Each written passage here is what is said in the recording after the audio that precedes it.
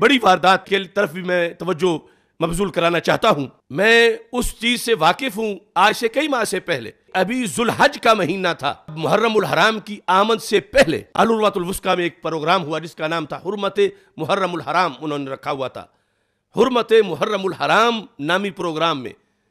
وہاں پر حضرت سیدنا صدیق اکبر رضی اللہ تعالیٰ عنہ کی حد درجہ توہین کی گئی، اور اس توہین پر ویڈیو ہے، ان سب نے داد دی توہین کرنے والوں کو۔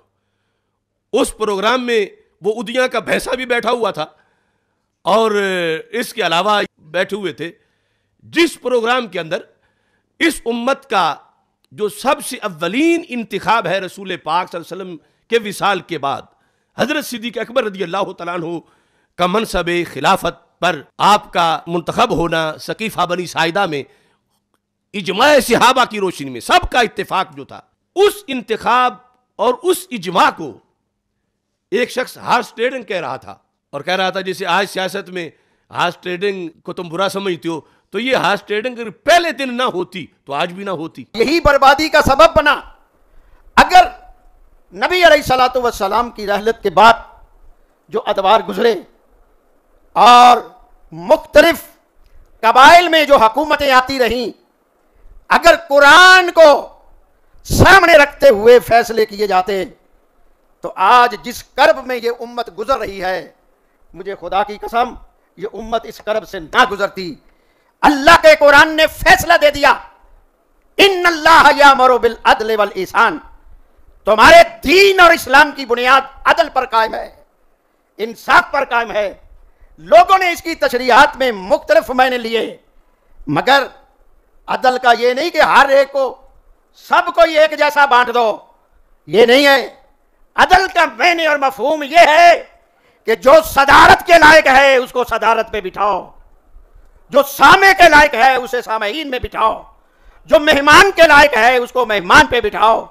تو جب لوگوں نے اپنی مرضی سے صدارت کو سامعین میں بدلا، میرا خیال میں بات پہنچا نہیں سکا، جب لوگوں نے صدارت کو سامع میں بدلا اور سامع کو صدارت پہ بٹھا دیا تو یہ قانون الٹ گیا، نظام الٹ گیا ہر ایک نے۔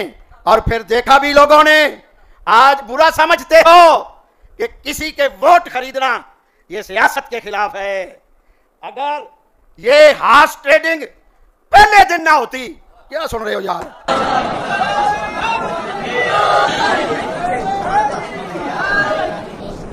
اگر اس دور میں لوگ خریدے نہ جاتے، آج صرف یہ کہہ کے تو ساری تاریخ کو چھپانا چاہتے ہو، آج یہ کہہ کے کہ وہ اس دور کی بات تھی، اس ماحول کی بات تھی، اس وقت کی بات تھی، سارے وقت خدا کے ہیں۔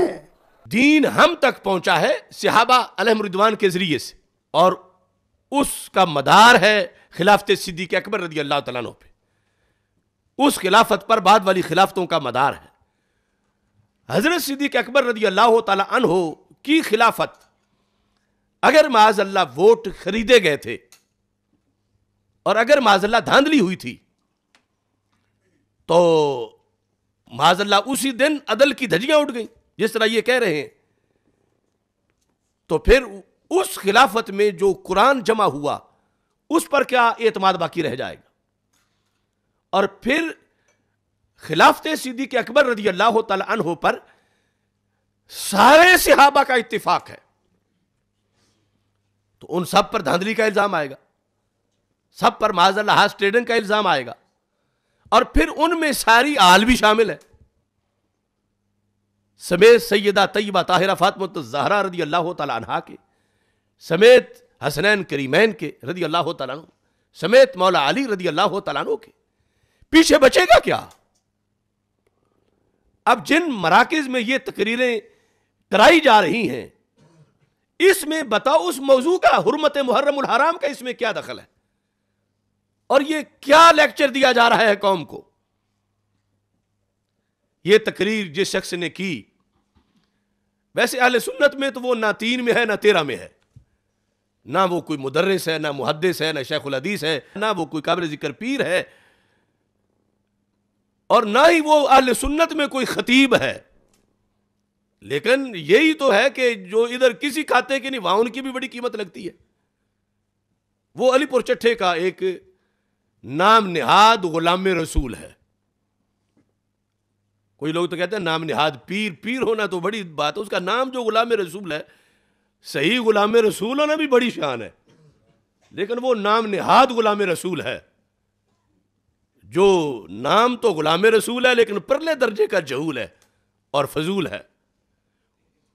اس نے وہاں یہ تقریر کی ہارس ٹریڈنگ والی, یعنی اس میں وہ یہ کہہ رہا ہے کہ پہلے دن سے ہی عدل نہیں ہوا, سامے کو صدارت دے دینا, صدارت کو والے کو سامے بنا دینا. معاذ اللہ یہاں تک اس نے لفظ بولے کہ جوتے کا حق ہے پاؤں میں رہے اور ٹوپی کا حق ہے سر پہ رہے, اور جوتے کو سر پہ رکھنا اور ٹوپی کو پاؤں میں لے جانا یہ عدل کے خلاف ہے. کہتا ہے یہ اسلام میں پہلے دن ہی یہ ہوا, رسول اکرم صلی اللہ علیہ وسلم کے وصال کے بعد. اس کا بھی آپ یہ کلپ سن سکتے ہیں. نبی علیہ الصلوۃ والسلام کی رحلت کے بعد جو ادوار گزرے اور مختلف قبائل میں جو حکومتیں آتی رہیں, اگر قرآن کو سامنے رکھتے ہوئے فیصلے کیے جاتے تو آج جس کرب میں یہ امت گزر رہی ہے, مجھے خدا کی قسم یہ امت اس کرب سے نہ گزرتی. اللہ کے قرآن نے فیصلہ دے دیا, ان اللہ یامر بالعدل والاحسان, تمہارے دین اور اسلام کی بنیاد عدل پر قائم ہے. صدارت والے کو کرسی صدارت پہ بٹھانا یہ عدل ہے. جیسے یہ ٹوپی سر کے لیے ہے, کیا سن رہے ہو, جوتا پیر کے لیے ہے. بھائی ٹوپی سر پہ رہے گی تو عدل ہے, اور اگر جوتا سر پہ آ گیا تو یہ ظلم ہے. یہ بنیادی طور پہ کچھ لوگوں کے اکابرین سے غلطیاں ہوئیں, یار مان جاؤ ہوئیں. اب یہ تقریریں ہو رہی ہیں, اتنے مہینے گزر گئے, کیا کارروائی کی حکومت پاکستان اور اداروں نے. جو ملک ناموس رسالت کے لیے مارز وجود میں آیا, یا اہل بیت اطہار یا صحابہ کرام رضی اللہ تعالی عنہم کی ناموس پہ حملہ, یہ خود سرکار دو عالم صلی اللہ علیہ وسلم کی ناموس پہ حملہ ہے, اور یہ سارے وحدت کے نام پر اکٹھے ہو کر وہاں یہ کام کر رہے ہیں. اور اس میں سے کوئی چیز بھی ایسی نہیں جو ہم صرف الزام دے رہے ہوں, سب کا ویڈیو ریکارڈ موجود ہے, اور یہ ویڈیو ہم ان کو دکھا رہے ہیں. اور پھر یہ چیز جو ہے وہ بھی بڑی قابل غور ہے. سیدہ طیبہ فاطمہ الزہرا رضی اللہ تعالی عنہا کے لحاظ سے اہل سنت و جماعت کا جو موقف ہے 14 صدیوں سے, جو قرآن و سنت کا تقاضا ہے, اس مسئلے پر آ کر جہاں توہین دور دور نام و نشان بھی نہیں تھا, کتنے پیر تھے اور کتنے ان کے حاشیہ نشین تھے اور کتنے نام نہاد خطیب تھے اور کتنے لیڈر تھے جنہوں نے شور مچایا. تو جب خلافت راشدہ کو ہارس ٹریڈنگ کہا گیا یا دھاندلی کہا گیا تو یہ کیا سارے مر چکے ہیں؟ یہ کیوں نہیں ان کے ہونٹوں سے آواز نکلی؟ کہاں گیا ان کا احتجاج؟ نہ اداروں نے گرفت کی ہے, نہ ان میں سے کسی نے صدائے احتجاج بلند کی ہے. یعنی یہ جو چند دوست بولے ہیں وہ ہمارے دوست بولے ہیں, ہمارے ذریعے جن تک بات پہنچی, اور ہم نے خود اس میں اتنی دیر توقف کیا کہ ان کو موقع دیا جائے کہ آخر ان کا بھی حق بنتا ہے. اب حضرت صدیق اکبر رضی اللہ تعالی عنہ کے فضائل کا جلسہ کر دینا, اس سے حق ادا نہیں ہو جاتا. جلسہ بھی کریں اور پھر ایسے گستاخوں سے جفیاں بھی لگائیں. اب جلسہ تو اب آ رہا ہے نا یوم صدیق اکبر رضی اللہ تعالیٰ عنہ, تو ہر کوئی کرے گا. یعنی کچھ تو وہ بہت آگے گزرے ہوئے ہیں نا جو تبرے کرنے والے ہیں, لیکن یہ ہمارے لوگ کریں گے. جلسہ تو یہ ایوان اقبال میں 11 کو سجادہ نشین بکی شریف بھی کر رہے ہیں, فضائل صدیق اکبر رضی اللہ تعالیٰ عنہ کا، لیکن اسی غلام رسول اویسی کے ساتھ اس توہین کے بعد بھی ان لوگوں کی جفیاں بھی موجود ہیں، اکٹھا جلسہ بھی موجود ہے، محفوظ مشہدی کا، یہ اکٹھے بیٹھے ہوئے ہیں۔ کیا فائدہ ہوا اس یوم صدیق اکبر رضی اللہ تعالیٰ عنہ منانے کا کہ حضرت صدیق اکبر کے خلافت کو جو ہارس ٹریڈنگ کہے، اس کمینے اور دجال کے ساتھ بیٹھے بھی اور پھر یوم صدیق اکبر منانے کا بھی دعوے دار ہوں۔ اس لیے میں بار بار عقیدہ طحاویہ کی یہ عبارت پیش کر رہا ہوں کہ امام طحاوی نے لکھا صحابہ کے بارے میں، ہم سب کا خیر سے ذکر کرتے ہیں صحابہ کا، وَنُبْغِضُ مَن يُبْغِضُهُمْ، فرمایا جو ان سے بغض رکھے ہم ان سے بغض رکھتے ہیں۔ تو جو ہارس ٹریڈنگ کہہ رہا ہے وہ بغض نہیں رکھتا صدیق اکبر رضی اللہ تعالیٰ عنہ سے، تو پھر اس سے بغض رکھو گے تو حضرت صدیق اکبر رضی اللہ تعالیٰ عنہ پر ایمان صحیح ہوگا، ورنہ جل سے کر لینے سے سند نہیں ملے گی کہ یہ ان پر صحیح ایمان رکھتا ہے، انہیں عقیدت رکھتا ہے ان کی۔ نُبْغِضُ مَن يُبْغِضُهُمْ، کہ جو ان سے بغض رکھے۔ آخری صحابی سے بھی صدیق اکبر رضی اللہ تعالیٰ عنہ کا تو مقام بہت اونچا ہے، اور پھر یہ جتنے بھی اس طرح کے لوگ ہیں ان سب کی ایک مشترکہ بات ہے کہ جب ہمیں گرفت ہوگی ہماری تو ہم کہیں گے کہ ہماری تو یہ مراد ہی نہیں تھی، ہم سے کسی نے پوچھا نہیں ہے، ہم تو یہ کہتے ہیں، ہم وہ کہتے ہیں۔ پہلی بات یہ ہے کہ جو لفظ صریح ہوتا ہے اس میں کسی سے مراد پوچھنے کی ضرورت نہیں ہوتی، اور یہ شروع سے ایسا معاملہ ہے۔ اب یہی غلام رسول اویسی یہ کہہ رہا ہے کہ ہم نے تو صحابہ کرام رضی اللہ تعالیٰ عنہم کے خلفائے راشدین کے نام کی تختیاں لگائی ہوئی ہیں، ہم تو ان کے دن مناتے ہیں۔ تختیاں لگانا، دن منانا، یہ تو اس واردات کا حصہ ہے۔ وَإِذَا لَقُوا الَّذِينَ آمَنُوا قَالُوا آمَنَّا، یہ اس واردات کا حصہ ہے تم لوگوں کا تختیاں لگانا۔ سنیوں سے تمہیں نذرانے کیسے ملے اگر تم تختیاں نہ لگاؤ؟ سنی مفادات تم ہڑپ کیسے کر سکو اگر ان کے دن نہ مناؤ؟ اور دن منانا اسی زمرے میں ہے جیسے منافقین کہتے آمنا، ہم ایمان لائے۔ وَإِذَا خَلَوْا إِلَىٰ شَيَاطِينِهِمْ قَالُوا إِنَّا مَعَكُمْ، اور جب اپنے شیطانوں کے پاس جاتے ہیں کہتے ہم تمہارے ساتھ۔ تو تختیاں لگانا علی پور چٹھا میں دربار پر اور ان کے دن منانا یہ ہے آمنا، اور عروۃ الوثقیٰ میں وہ ہے اپنے شیاطین کے پاس جانا۔ کیا مجبوری ہے تمہیں ان لوگوں کے پاس جا کر بیٹھنے کی جو حضرت صدیق اکبر کی طرف ظلم کی نسبت کر رہے ہیں؟ کیا تم نہیں جانتے؟ کیا مجبوری ہے جنہوں نے گھر گھر کے جھوٹ منسوب کیے حضرت عمر رضی اللہ تعالی عنہ کی طرف کہ انہوں نے دروازہ جلایا سیدہ پاک رضی اللہ تعالی عنہ کا؟ تمہیں پتہ نہیں کہ وہ جواد نقوی یہ بکواس کرتا ہے دجال؟ تمہیں پتہ نہیں کہ وہ حضرت عثمان غنی رضی اللہ تعالی عنہ کو بیت المال کھانے والا قرار دے رہا ہے؟ تم کیا لینے جاتے ہو ان کے پاس؟ اور وہاں جا کر پھر جس وقت اس نے یہ بات کی ہے تو بار بار انہیں جھنجھوڑ رہا تھا، بھیک مانگ رہا تھا داد کی کہ تمہیں شاید میں سمجھا نہیں سکا کہ میں نے کیا گالی دی ہے۔ یہ ہارس ٹریڈنگ پہلے دن نہ ہوتی، یہ ہارس ٹریڈنگ پہلے دن نہ ہوتی۔ کیا سن رہے ہو یار؟ کیا سن رہے ہو یار؟ کیا سن رہے ہو یار؟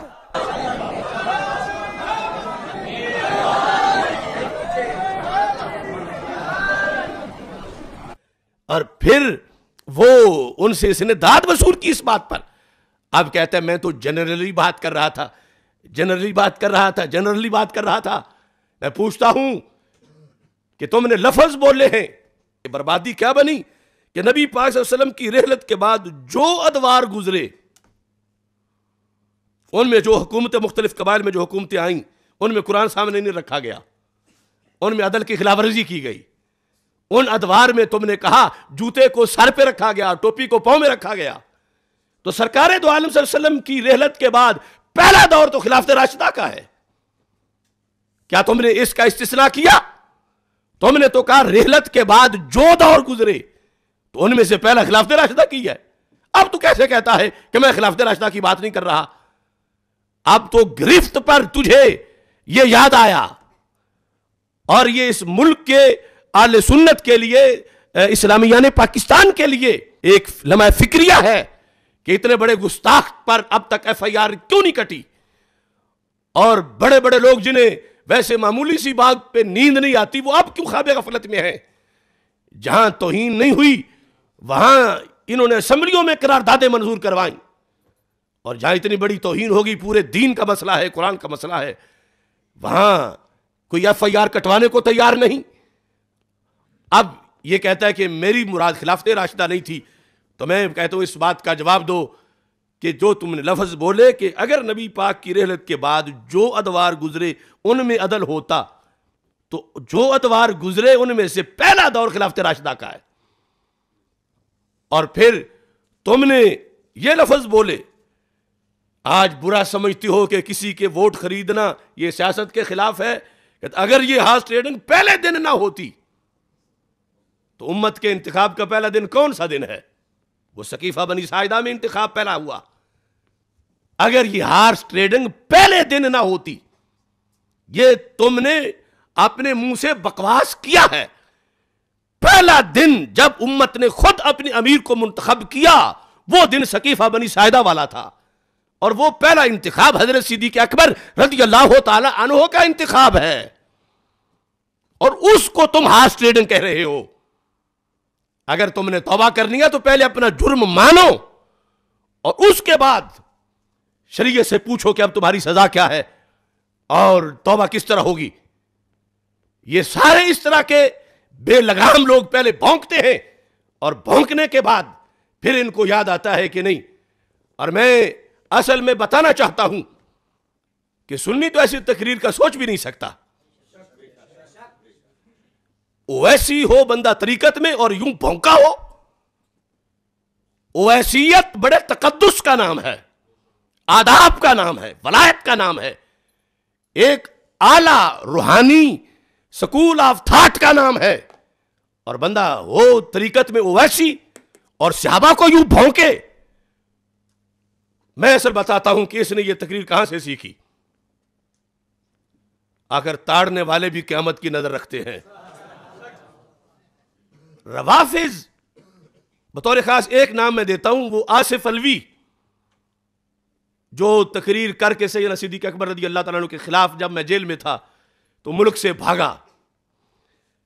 اصل یہ تقریر اس کی ہے اور اس جیسوں کی ہے، اور اس کا کلپ میں آپ کو سنا دیتا ہوں۔ یہ آپ کلپ اس کا دیکھیں گے، اس نے یہی بات ہو بہو کی ہے، اور اس کے اندر اس نے یہ کہا کہ یہ جس وقت مظاہرے ہو رہے تھے فضل الرحمان اور دیگر مل کے کہ الیکشن ہم نہیں مانتے، الیکشن میں دھاندلی ہوئی، یہ ہوئی وہ ہوئی، کہتا ہے کہ تم نے آج دھاندلی کا کہا تو ہم تو 14 صدیوں سے کہہ رہے ہیں، 14 صدیوں سے ہم کہہ رہے ہیں کہ امت میں الیکشن میں دھاندلی ہوئی۔ مولانا فضل الرحمان نے ٹرک پہ کھڑے ہو کے میڈیا کے سامنے، پوری دنیا کی میڈیا کے سامنے انہوں نے کہا یہ ساری اسلامی قیادتیں میرے ساتھ ہیں، ہم اس الیکشن کو نہیں مانتے کیونکہ اس میں دھاندلی ہوئی ہے، یہ الیکشن صاف نہیں تھا، یہ الیکشن شفاف نہیں تھا۔ ہمیں اس دن سے تسلی ہو گئی ہے، جو بات 1400 سال سے ہم کہہ رہے تھے تب تو نہیں مان رہا تھا، آج تو مانا ہے۔ ہم بھی 1400 سال سے یہی کہہ رہے ہیں کہ نبی کے جانے کے بعد دھاندلی، کہ نبی کے جانے کے بعد دھاندلی۔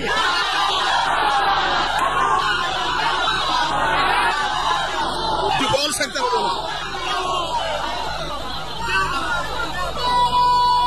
بسم اللہ سر۔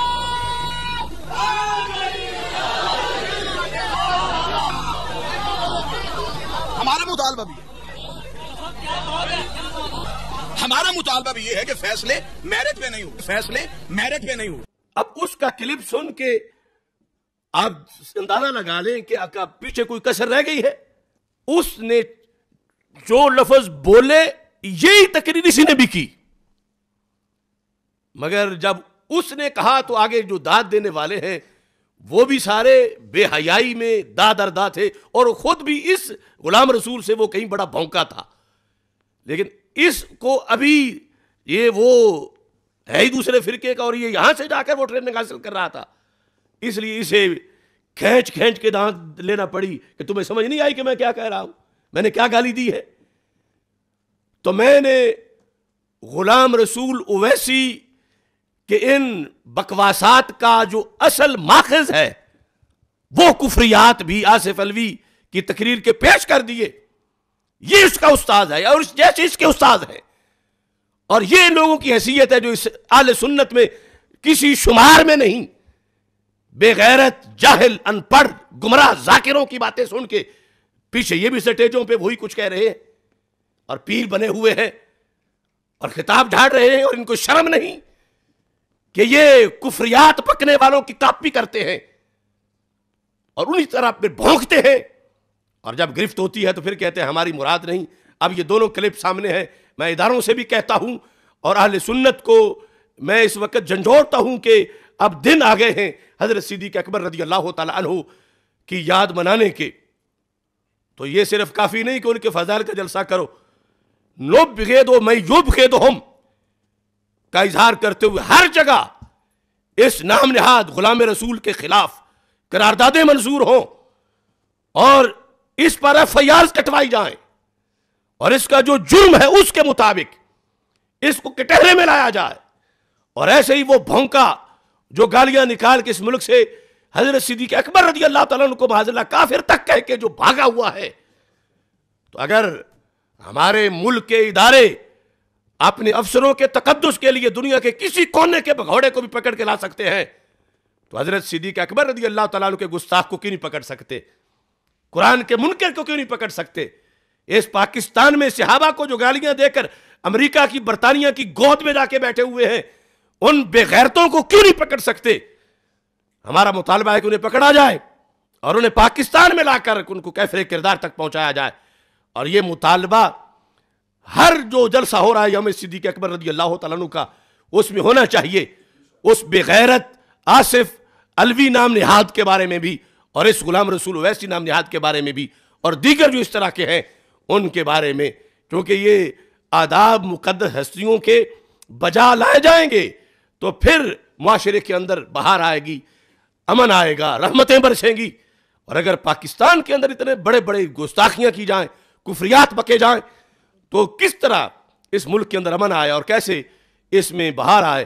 اور یہ بھی میں کہتا ہوں کہ کچھ لوگ اگر فرانس میں توہین ہو جائے تو پھر تو وہ توہین سمجھتے ہیں، اور اگر پاکستان میں ہو جائے تو پھر ان کے نزدیک ناموس رسالت نہیں ہے. لبیک لبیک یا رسول اللہ، لبیک لبیک لبیک یا رسول اللہ، لبیک لبیک لبیک یا رسول اللہ، لبیک لبیک لبیک یا رسول اللہ، لبیک لبیک لبیک یا گستاخ رسول کی ہے کی سزا، سرطن سے جدا، سرطن سے جدا. من سب نبیًا فاقتلوہ، من سب نبیًا فاقتلوہ، من سب نبیًا فاقتلوہ.